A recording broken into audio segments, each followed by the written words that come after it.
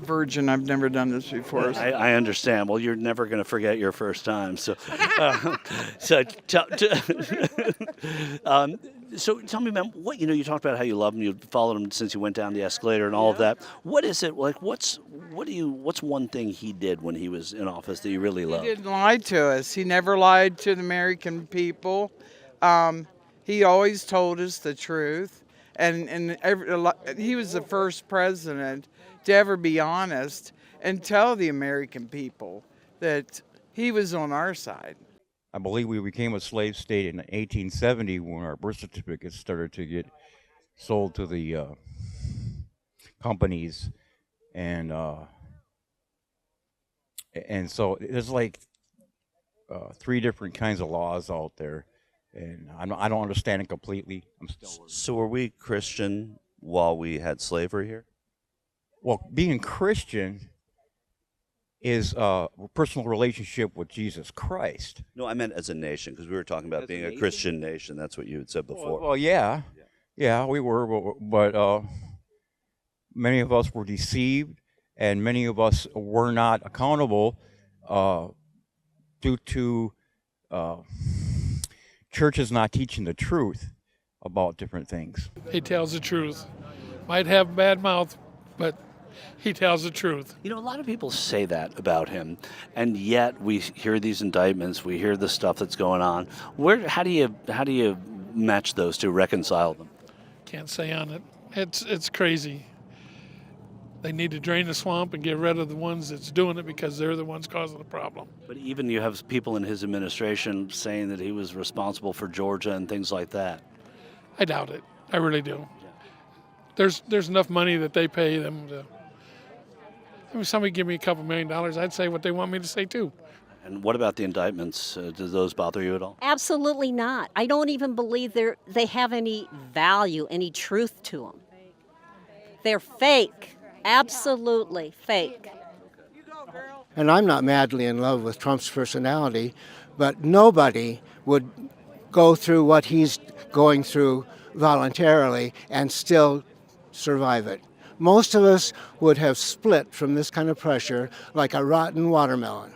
And he's taken it, and he's taken it, and he's taken it, and he's supposed to have spent $100 million defending himself against frivolous crap.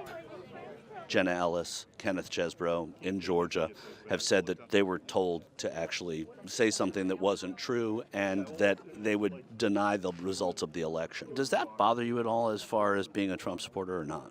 No, I couldn't even really comment on that. There's so much he said, she said, misinformation out there on that. I mean, that'd be hard for anybody to really comment on that. You now have former Trump administration officials that are saying that there were untoward things after the election, and there are all these indictments. Does that give you pause at all? No, they're just going after him. They've said they were going to go after him from even before his presidency last time. They've just been after him because he's such an outsider, and that's what I like about him, because he's not a politician. But now he is, right?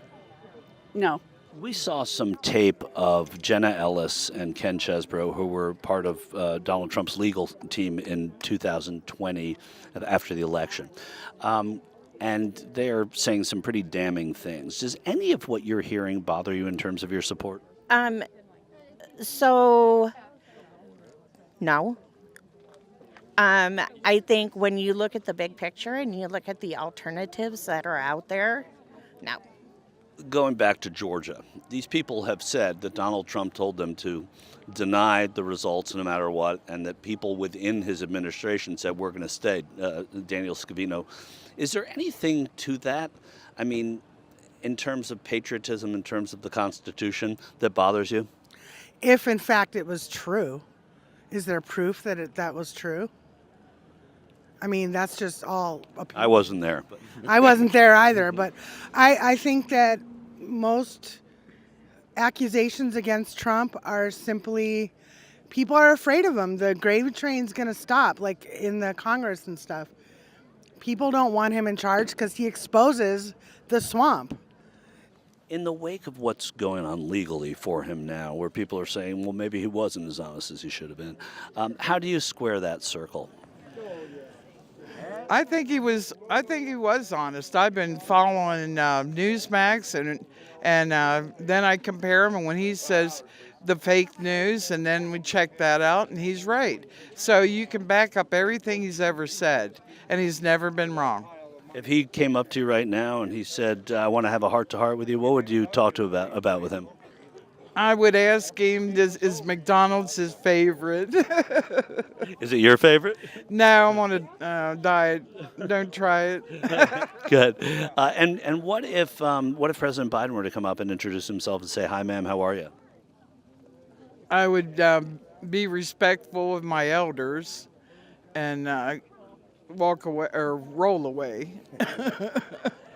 And Georgia is the one I'm talking about, because that seems to be where they're turning on him a lot. Well, there's I don't remember who it was, but one of them did. She came out and interviewed and said, "This is what the boss said." Yeah, Jenna Ellis. The boss said. Well, the boss could be that guy for all I know. Unless you say Donald. Unless you. Do you hear what Donald this guy's Trump, saying about you? I'm just saying. Unless you she's not saying Donald John Trump. She said the boss. The boss could be anybody. She's not turning. She took what. Could be Bruce Springsteen. She took the plea deal to save herself, and I understand that. But at the end of the day, she's still not saying Donald John Trump. She said the boss. Will you give me your best impersonation? I can't. I really. It's embarrassing. I can't. I can't. I can't. I mean, other than the dance, you know. Okay, hold on. Give it to me.